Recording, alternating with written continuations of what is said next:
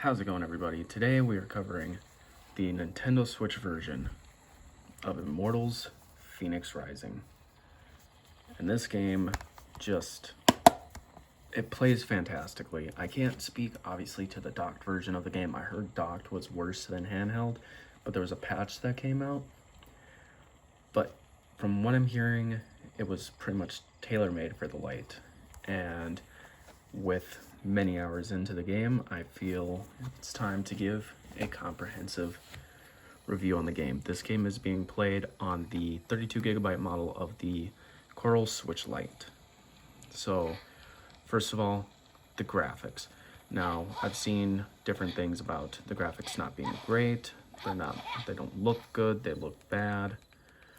Well, it is a Nintendo Switch. Now, I've seen graphical comparisons. I watched gameplay on the PS4 Pro and Xbox Series X, as well as PC. And while the game did look worse, I personally didn't have anything against it. It doesn't seem like a port. It looks, it plays, it feels, everything feels like they made this game with the intention so that you could play it with other people. Or not other people, I'm sorry, I don't know how to talk. Essentially, this game is very playable. All the content is still here. Everything is still playable, findable. Nothing's changed besides some of the fidelity. Obviously, you can't play this game in 4K. Obviously, you can't play this game in 60 frames per second. That's not gonna happen. And expecting that out of this game is kind of weird, because of course that's not going to happen. And it doesn't seem right to say, yeah, that's how it's going to work, but does it work as its own game? Oh, absolutely. This game just looks, it still looks good. It still looks fantastic. I don't have any complaints. Playing through it, it plays just as nice as you'd expect it to. There is some chalkiness. Probably you go from 30 to maybe 29. That's it, which is far better than we're seeing in games like Cyberpunk 2077 or Call of Duty. It's holding its frames so well to where AAA games like Black Ops Cold War, Cyberpunk, and even Legion, which is a game I have enjoyed myself, have suffered. It holds it consistently. I can't speak to obviously PS5 or Series X or PC because I am playing this on the Switch, but on Switch, it's no complaints. It plays so good. Combat feels, rather great. And just everything about it. The customization is good too. There's a lot going on when it comes to it. Is the customization flush? No. You don't expect, a lot of games customization variations. There's a preset, but you can still make Fenyx like your own. I think that in itself is pretty great, because it's nice that Fenyx feels like still a significant character in his own game. Now I'm gonna say her game because, as you can see on the box art, the box art is a female. Just like Assassin's Creed and other games like that, if the game has a female on the cover, I will be playing whatever the cover athlete is. So I chose to this is my Fenyx. As you can see, that is who Fenyx is. Now there's some other great things. As you can see, this does not look like that, but you can transfer armor if you want. I want her to look like this. I want her to look like this. or I want her to look like this. That's okay. There's also, in Ubisoft Connect, you can get the Assassin's Creed Odyssey looking armors, and you can do the same for your weapons. Weapons get the same abilities, and that honestly is just fantastic.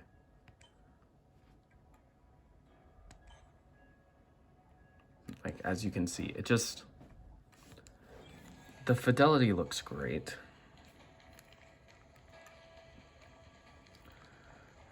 Now, there are puzzles in this game. I should mention that right away. There are puzzles. There are a lot of puzzles. But the puzzles don't necessarily feel bad. The puzzles feel like they're their own experience on their own. And I'm obviously not going to try to figure this out right now, because that might be a little ridiculous. I mean, you can spend hours just trying to figure out a puzzle, which is fine. I think that's fun.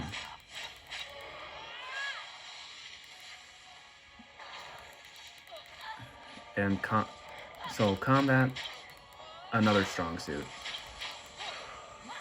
Is it going to be like Assassin's Creed Unity? No.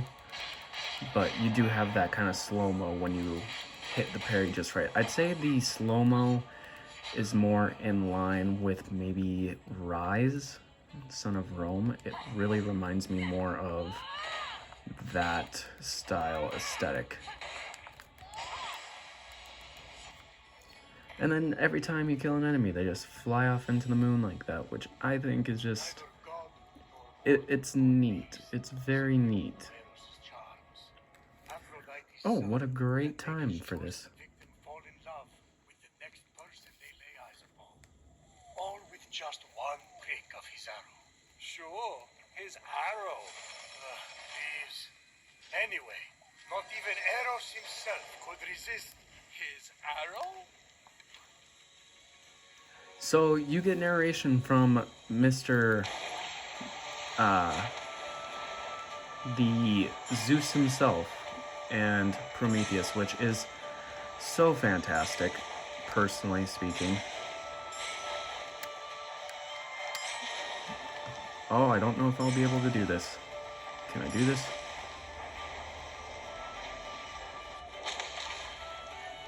Did I do it? I think I did it. No, I didn't. No. Oh, I was probably supposed to hit the statue. Oh, I was supposed to light that. I'll come back to it. And yeah, I mean, that just...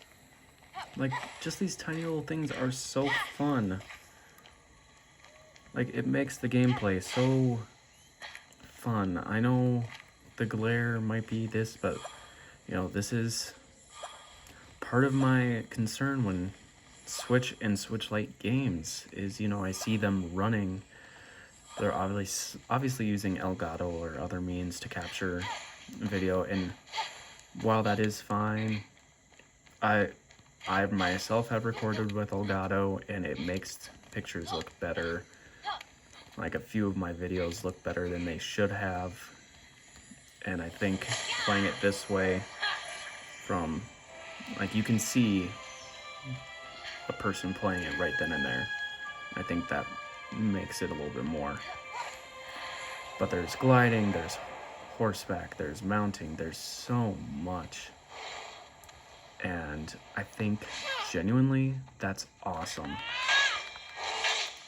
I will say this, the story is great. The story is great, the story is good so far. It's fun, it's flush. The gameplay is great, the combat is great, the voice acting is great. Should you pick this up? If you enjoyed Breath of the Wild, should you pick this up? I'd say yes. It's a great tie from waiting from Breath of the Wild 1 and 2. You'll enjoy it. It's not microtransaction heavy. There are microtransactions, which I guess I should show you.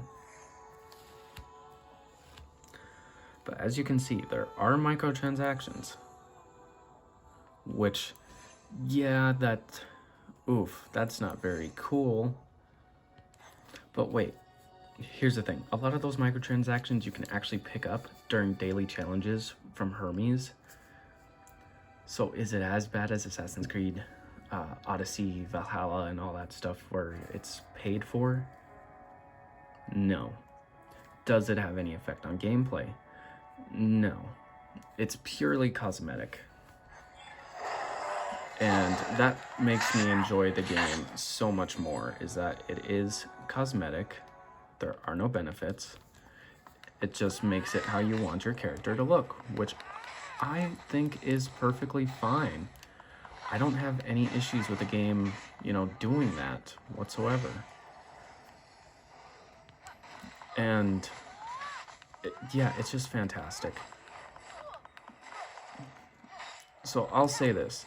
Why am I doing reviews? Because I know I've never reviewed a game before. I know maybe this is a weird takeaway, but I feel like as a person with autism who stutters and gets kind of nervous and forgets what they're trying to say, I'm very sorry for parts of the review where I am doing this, where that is happening. I do apologize. Thank you for sticking with me. I feel like it's important for